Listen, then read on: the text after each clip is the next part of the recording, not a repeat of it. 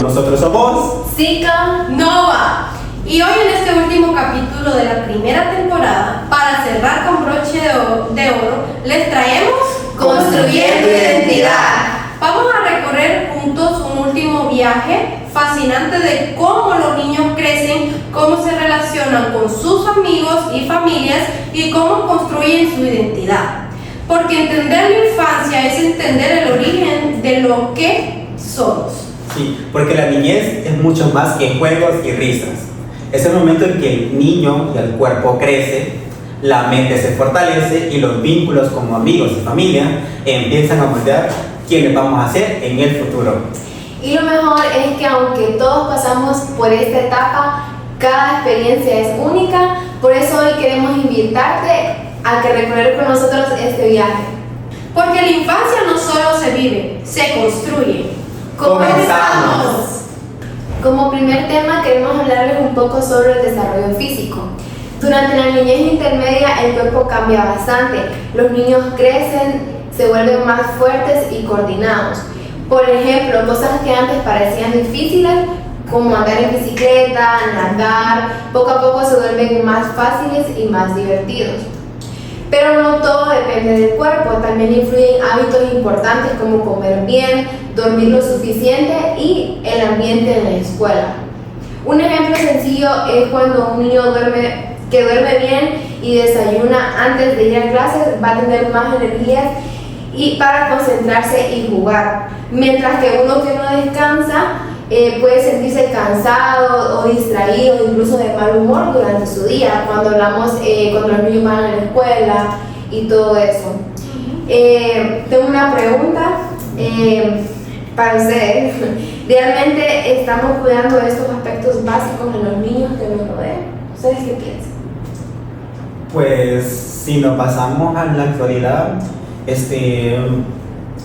muchos de los padres no les suelen dar lo que podríamos llamar o denominar buena alimentación a los niños, ¿verdad? Porque es bastante ajetreada la rutina que los padres tienen. Porque si le preguntamos a la mayoría de los padres, lo que nos van a hablar sobre que le dan una galletita o un juguito, es lo que le dan un churrito a buena mañana. Y seamos sinceros, o café con pan, o el que nos falla el cornflakes. A decir verdad, eso yo no lo considero como una comida bastante nutritiva. Es mejor dicho, o sea, eso sí sostiene, porque es cierto, se ingiere, hace sentir lleno al niño, pero eso no le brinda los nutrientes necesarios para que el niño pueda desarrollarse y desenvolverse en las actividades diarias que va a tener en la escuela. Hay que tomando en cuenta en esta parte de que los niños no se van desayunados a la escuela. Eso es muy común, como decía Jairo, Francis, porque incluso se les da dinero y que compren lo que ellos quieran, y a veces hay niños que ni siquiera compran comida, porque los padres ni siquiera se dan cuenta qué es lo que sus niños compran allá. Sí. Pueden comprar dulces y estar comiendo dulce y no se dan cuenta. Y pues en ese tema pues vemos que el desarrollo físico de unos niños es muy importante. Demasiado importante en cuanto ellos coman bien, ellos duerman bien, porque en la parte de dormir bien también podemos ver cuando los niños se desvelan por estar con sus teléfonos y sus padres no se lo quitan, los dejan que ellos se queden ahí y no saben si el niño se duerme a las 12 de la noche o una, y cuando ya el niño se levanta en la mañana ya él no quiere levantarse, está muy cansado y todo eso va afectando también en su crecimiento.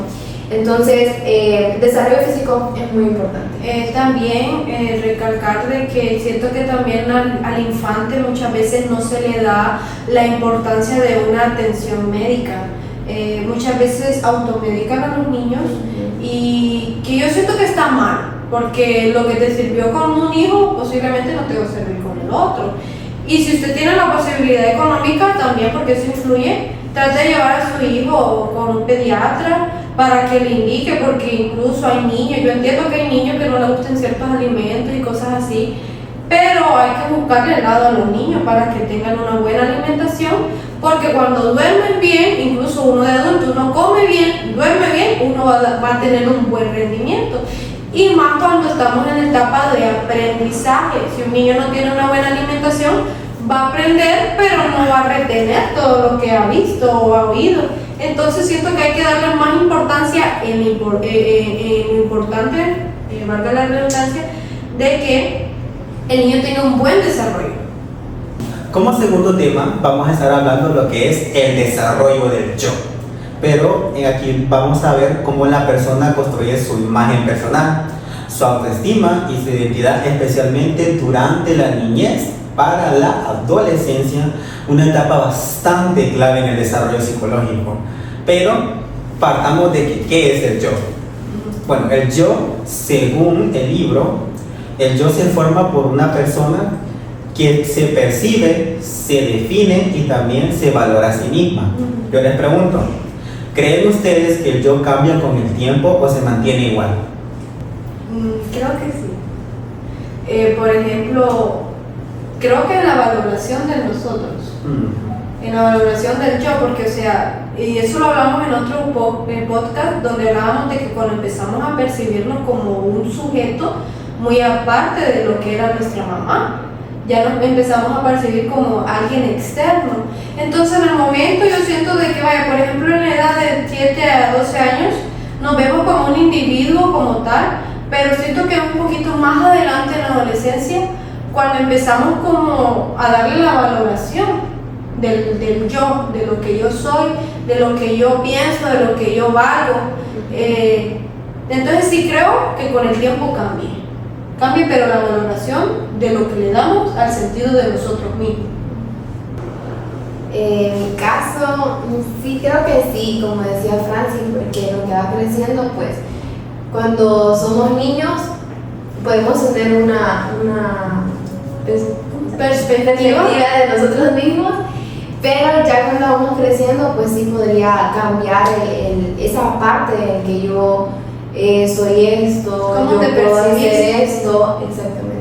Sí. Bueno, también el libro nos habla sobre el autoconcepto, que esto también ya lo habíamos hablado en podcasts anteriores, que es uno de los componentes principales del yo, que es la autoimagen que nosotros tenemos de sí mismos.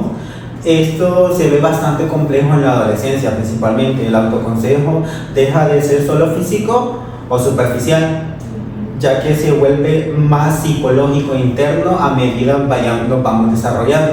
Incluye lo que son valores, ideas, pensamientos. También como es común que aparezcan contradicciones, como sentirse inseguro de su contexto o sentirse inseguro de sí mismos. También tenemos, lo cual es una parte normal del desarrollo. Y a ustedes me gustaría consultarles, a ustedes qué es lo que más les cuesta reconocer, sus fortalezas o sus debilidades. Yo las debilidades. Por ende no me gusta aceptarlas, no me gusta aceptar que tengo estas debilidades, porque de cierta forma yo sé de que yo las puedo mejorar, puedo cambiar eso, pero sí me molesta el hecho de que muchas veces las mejoro, pero siempre como que las vuelvo a implementar sin querer, que claro, es parte del autoconcepto de nosotros. Cada uno de nosotros vamos a tener diferentes debilidades y fortalezas, pero siento que lo que a mí me cuesta aceptar son mis debilidades, porque yo siempre las quiero mejorar y muchas veces no lo logro, entonces eso conflicta con lo que yo tengo. Mi fortaleza normalmente pues siempre es algo que nos gusta, entonces cuando a uno le gusta algo pues obviamente se le es fácil practicarla, mientras que las debilidades pues es algo que uno dice, yo quiero mejorar esto, yo quiero hacer esto, y uno se propone y a veces lo hace. Ay, pero en mi caso es como que vuelvo a hacer lo que decía que no iba a hacer. ¿Y en tu caso? Fíjate que hablando de reconocer, creo que no sé si sea bueno o malo realmente, pero sí he notado mucho de mí que la fortaleza. Porque muchas veces hay personas que me dicen, pero es que vos haces bien esto, vos podés hacer esto. Yo como que, no, siempre digo como que no, siempre está eso en mí, en decir no lo hago bien. Oye, entonces me pasa porque con alguna editación del video o algo aquí en el trabajo, los hipotes como que, tienes que vos sí podés y te sale bien. Y yo como que, o sea, dentro de mí está eso como que no reconozco que tengo esa fortaleza en tal cosa. Y sí son cosas que yo digo, a mí me gusta hacer esto, y la gente me dice, pero vos podés, vos lo haces bien, y yo sé que puedo, pero así como las personas que me digan, ay, es que vos lo haces bien bonito, que no sé qué, yo no. O sea, siento que, no sé si sea algo bueno o malo la verdad, pero siempre tengo eso de que aunque tal vez yo no quiera contestar el no, yo no sé qué más decir, siempre digo como que no, tal vez lo hubiera hecho mejor o no. Siempre tengo eso realmente. Lo que influye bastante aquí son dos contextos diferentes. A una le cuesta reconocer sus debilidades y a la otra su fortaleza. Eso se debe al contexto familiar, ya que todo depende, en el caso de Francis, pues le hacían mejorar sus fortalezas, lo cual se le facilita hablarla, pero le cuesta un poco las debilidades, y en el caso de Kenia, pues le hablaban más sobre sus debilidades que su fortaleza. Por eso ahora para ella es más normal hablar sobre sus debilidades que de su fortaleza, porque el contexto familiar sí influye. En mi caso, creo que me cuesta hablar de ambas, tanto mis fortalezas como debilidades. Pero es un punto intermedio para mí. Vamos también a hablar un poco sobre la autoestima, que esto se ve bastante influenciado siempre en el contexto adolescente, ¿verdad? Porque se refiere cuando qué valor tiene una persona en sí mismo. Papadilla y Freeman nos explicaban sobre la autoestima en la adolescencia, ya que puede cambiar mucho debido a los factores como la apariencia física, la opinión de los demás, sobre todo en la familia y en el contexto académico. Y es que en este caso yo siento que afecta un poco más a las mujeres, porque ellas son un poquito más perfeccionistas, que si me sale un granito, que una manchita, entonces yo siento que ellas son más vulnerables en esta parte, ¿verdad? Pero ustedes piensan que ¿qué influye más en la autoestima? ¿La opinión de personas externas o la de uno mismo? En la edad de adolescencia siento de que uno le toma mucha importancia a la opinión ajena. Como padres somos responsables de inculcar en nuestros hijos el autoconcepto y la autoopinión de uno mismo, en cuestión de que hay que aprender a aceptarnos, porque hay cosas que no podemos cambiar, cosas de nuestra apariencia que hay que aprender a aceptarlas y amarlas. Por ejemplo, hay cosas que sí podemos cambiar, como por ejemplo a veces el cuidado, el aseo, cosas así, pero hay formas y cosas que son así y no las podemos cambiar. Entonces hay que enseñarle a los niños el autoaceptarse, amarse sobre todo, y sacar provecho de lo que ya tenemos. Pero lamentablemente yo sí creo que cuando uno está en la adolescencia uno no le da importancia a lo que uno cree, sino a lo que los demás piensan. Por ejemplo, en mi caso había muchas veces de que hay cosas que yo ni siquiera me había dado cuenta y alguien me las comentaba y yo ya las tomaba como ¿cómo se llama? Un defecto. Como si va a ser el fin del mundo. Ajá, y cosas de que anteriormente yo no las había notado. Entonces, y tal vez fue un error en mí el haberme dejado influenciar por este tipo de comentarios, que al final muchas veces hablan más de ellos que de nosotros mismos. Entonces, hoy en día yo sí creo que es muy importante que hay que enseñarle a los niños a que ellos se amen sobre todo, porque cuando uno se ama, uno se respeta. Y claro, nos van a doler los comentarios, ¿verdad? De que nos digan que estás gordo, que sos negro. Bueno, hoy con tanto apodo que se pone uno, entonces yo pienso que hay que aprender, enseñarle a los niños a que no importan las opiniones de los demás, más cuando vienen con ese odio. Porque hay opiniones que son muy importantes, ¿verdad? Para mejorar, pero cuando son de odio hay que rechazarlas. Creo que también el tipo de estereotipos que se ha ido creando con los cuerpos de las personas, como decía Jairo, muchas veces en las mujeres, nosotros las mujeres afecta un poco más en cuanto a que la mujer, que el cuerpo, que ella tiene un cuerpazo y otras que, o sea, se ven también, es otra parte de que se ven ellas mismas a un espejo, pero vienen y ven tal vez en las redes sociales un cuerpo perfecto, como lo dicen llamar, y ellas ya se quieren comparar a eso.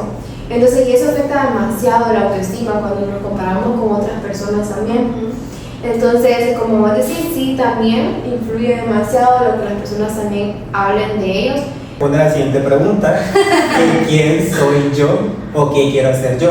Bueno, Aquí esa teoría de lo que es Erik Erikson nos hablaba sobre esto, que nos señala que la principal tarea de la adolescencia es resolver la crisis de identidad contra la confusión de roles. Y durante esta etapa el adolescente explora diferentes roles, valores y también creencias para construir su propia identidad. Bueno, Edison nos hablaba sobre esta teoría también y en el libro también se nos recalca, pero ustedes ya tienen formada o definida o aún están en proceso de búsqueda de su propia identidad o ya la tienen bien definida. Como identidad como tal, creo que yo sí definí lo que yo era, pero quiero recalcar que yo siempre busco mejorar. Mi identidad a veces se ve reflejado en muchas de mis debilidades, ¿verdad? Como lo que yo soy, pero yo he aprendido a amar eso también, porque muchas veces queremos ser tan perfeccionistas que nos olvidamos que somos humanos. Y es sabio reconocer nuestros errores, entonces yo trato de también amar esa parte mía que no me gusta porque también forma parte de mi identidad, pero con la diferencia que busco mejorar. Yo todavía no tengo muy definida lo que es mi identidad, todavía sigo en el proceso, pero me metí a la carrera. Por eso me metí a la carrera para buscar mi propia identidad, porque es bastante complicado. En mi caso me pasa mucho en cuestiones de que yo, como ustedes saben, tengo mi negocio y también estoy estudiando en la universidad, son dos cosas muy diferentes. Entonces siento que en esa parte todavía yo no he como que definido realmente en un futuro a qué realmente me quiero dedicar, o solo a mi negocio, o solo a lo que estoy estudiando.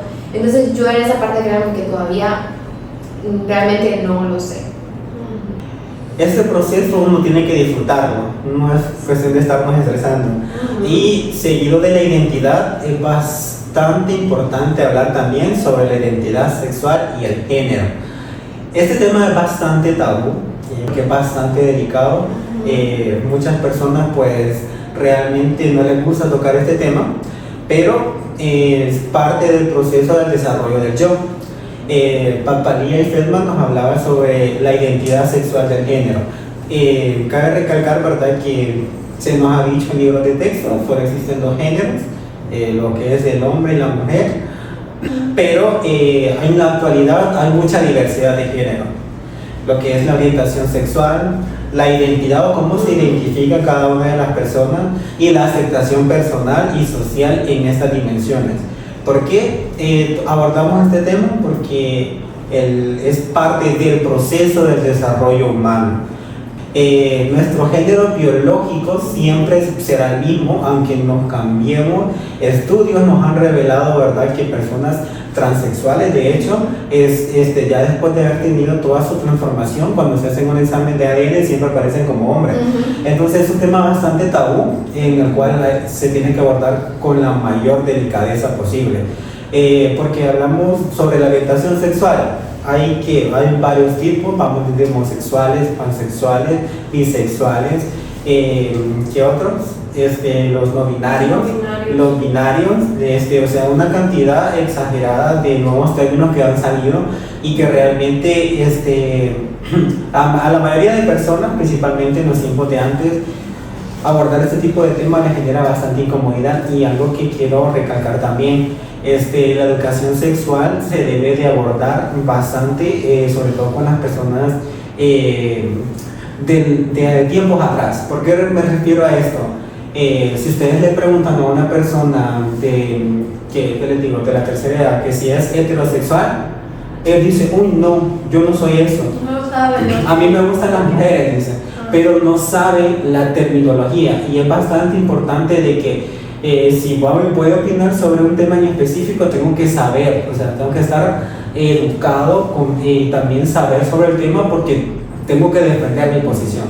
Hablemos también del contexto laboral, de que si una persona es de la comunidad, le restan valor solo por pertenecer a tal comunidad, aunque realmente sea una persona extraordinaria. No sé ustedes si algún familiar, algún amigo, un amigo les llega a decir a ustedes, miren, yo me autopercibo como tal persona y yo no quiero que me traten de él, sino ella.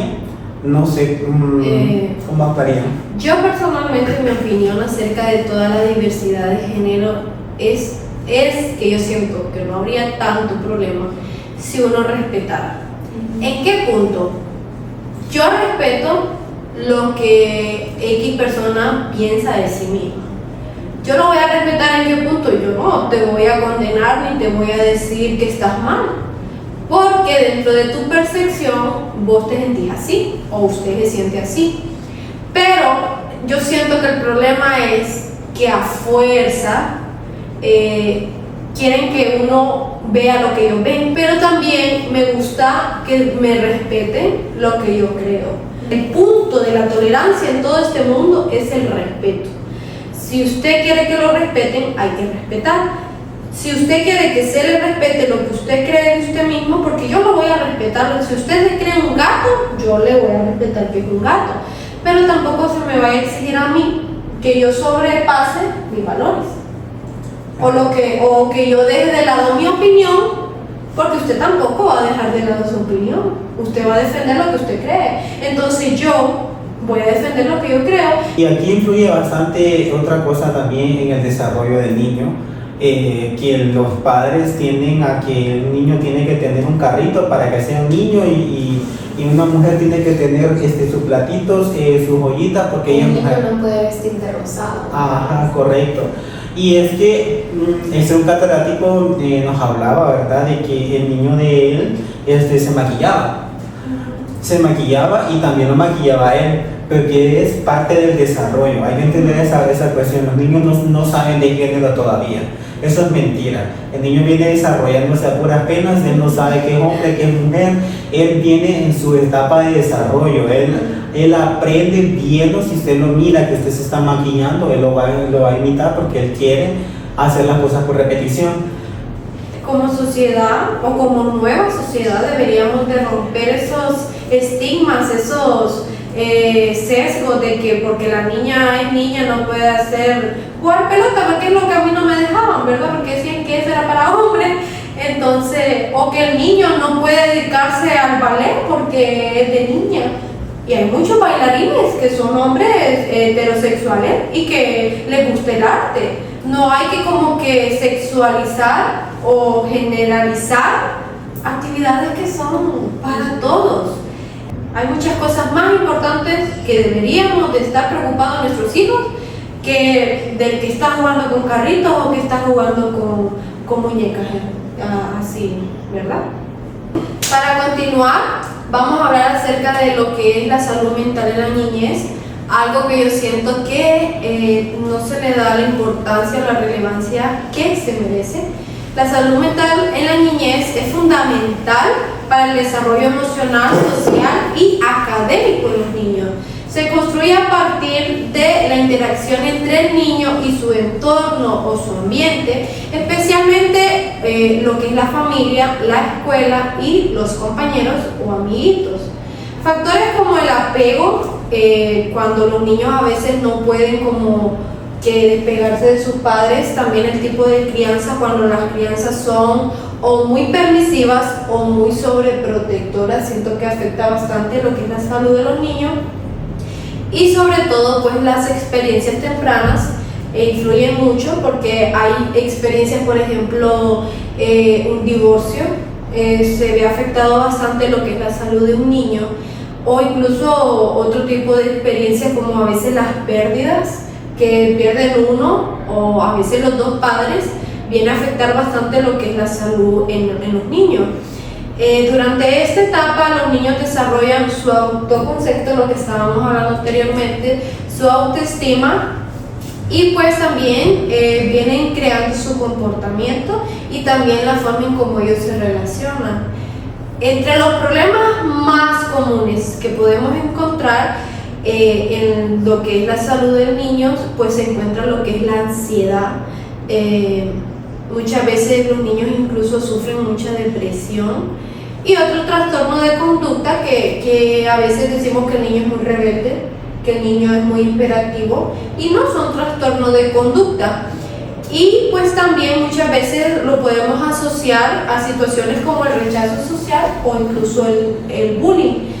O es el que bulea o es el que recibe el bullying. Hay un desbalance emocional en esos niños. Otra cosa que yo también siento que afecta a la salud mental es el estado económico.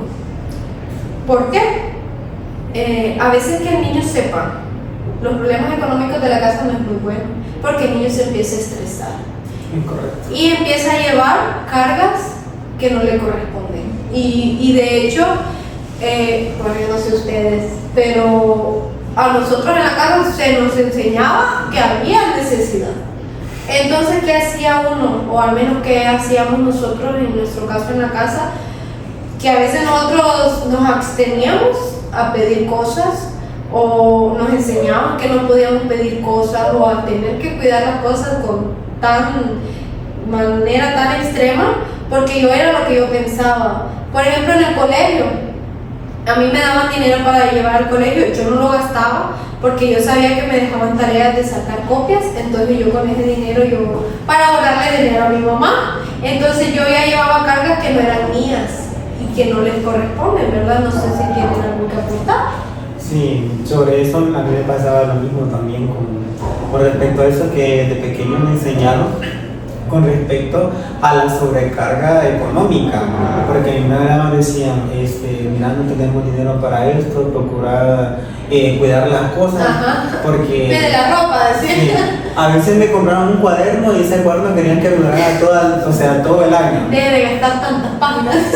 Y entonces esa sobrecarga afecta bastante emocionalmente. Y si hablamos de una etapa, que estamos hablando ahorita del colegio, si hablamos de una etapa más pequeño, el niño, pues él en su inocencia de repente le habla o le dice a la maestra, mire que tenemos problemas en tal cosa, y ellos no tienen la culpa, porque siempre dicen que el niño y el borracho pues siempre dicen la verdad. Entonces ellos en su inocencia pues hablan eso y estar pensando. O sea, ustedes saben que uno a veces piensa por cosas tan mínimas, le duele inclusive hasta la cabeza, y estar pensando en eso, uno que es adulto, imagínense un niño, se debe estresar aún más que nosotros. Fíjate que otro punto muy importante, hablando ya de el entorno en casa, también es muy importante que algunos padres discuten o pelean frente a sus hijos. Y eso también puede dañar mucho la salud mental del niño, porque hay cosas que los niños no entienden, o ver ese ambiente de gritos, de pelea, eso también puede llegar a frustrarlo y hacer que pues su salud mental se vea afectada. Entonces es muy importante tomar en cuenta que como padres, como adultos, y no solo una pelea con padres, sino que puede ser que tal vez el papá esté hablando con su hijo mayor y está el chiquito percibiendo todo eso. Entonces tener en cuenta poder hablar esas cosas quizás en privado con la persona que sus hijos no se den cuenta de esos problemas, porque sí realmente afectan tu salud mental, afectan todo su entorno, también pueden generarle estrés al niño, y tomar en cuenta esa parte también. Claro, como cuando dicen hay que dejar que los niños sean niños, y es una frase que a veces se usa en mal sentido, pero que es verdad. ¿Y qué es ser un niño? Un niño no tiene que estar cargando con problemas de adulto. A veces hemos hablado en clase de que tenemos un problema con el niño, ok, hay que tratar a los padres también. ¿Por qué? Porque el resultado de lo que tenemos con el niño es por las cosas muchas veces de lo que el papá está haciendo, porque ellos son los encargados. Yo les aconsejaría que si ustedes tienen la posibilidad económica, que usted lleve a sus hijos al psicólogo. Usted podría decir, pero yo le doy todo a mi hijo. Uno podría decir, mi hijo es feliz, es un niño alegre, pero es muy necesario que usted cuide la salud mental de su hijo, incluso que el niño tenga 7 años, que el niño tenga 8 años o que su niño ya tenga 15 años. Es muy importante que usted cuide esa parte de su hijo. Ya para finalizar, ¿verdad? Lo que es la respuesta no siempre lo tienen los padres. por muy difícil que sea, si usted es padre de familia y se siente agobiado en esa parte, ¿verdad? De que no sabe cómo ayudar a su hijo, existen profesionales en la materia que le pueden aportar y ayudar bastante. Saber que ser padre, no puedes, el hecho de ser padre no significa que toda la responsabilidad caiga entre usted. Habemos y vamos a ver futuros profesionales que les estaremos apoyando en esta materia, ¿verdad? Incito a que puedan acompañarnos, ¿verdad? Siempre a un psicólogo o de repente cambiar hábitos, que eso le ayudará al niño a un mejor desarrollo. También tenemos otro punto y otro tema muy importante, que es el niño en el grupo de pares. ¿Qué es pares? Es cuando el niño está conviviendo con otros niños, que es algo muy importante dentro de esa etapa de los niños en cuanto ellos van a la escuela y relacionarse. Sí, es importante que los niños se relacionen con otros niños, sí lo es. En esta etapa los amigos se vuelven súper importantes. Son como un espejo donde los niños se ven reflejados, pero también como un espacio donde aprenden a convivir. Por ejemplo, cuando juegan en grupo aprenden cosas como esperar su turno, compartir, ganar, perder y resolver problemas, que sabemos que son cosas que en un futuro les ayudan también. Eso lo van a aprender desde pequeños en cuanto a poder saber qué es perder y ganar, aceptar eso, porque hay niños que, incluso cuando están pequeños, hay niños que no les gusta perder, solo les gusta ganar. Entonces es importante que de esta etapa, en lo que ellos se van desarrollando con los niños, con otros niños, aprendan que en algunas cosas se va a perder y en otras cosas se va a ganar. Y eso ellos lo hacen a través del juego, que el juego es como esa parte de donde ellos van aprendiendo, que no solamente es una diversión, sino que también se vea como algo, una enseñanza para ellos mismos. También sentirse algo clave es también esta parte de la aceptación, que era lo que estaba hablando mi compañero Jairo.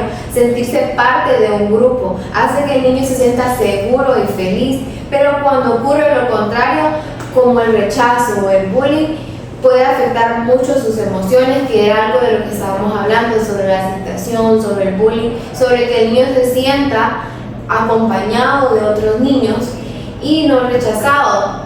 Entonces podemos poner de ejemplo como cuando un niño lo excluyen del recreo, él se puede poner triste, se puede sentir mal. Entonces siento que es algo que lastimosamente se vive en las escuelas. El bullying es algo que ha costado como eliminar, por decir así, y no creo que sea así porque todas las personas están criadas de diferentes maneras, todos los niños tienen una crianza diferente.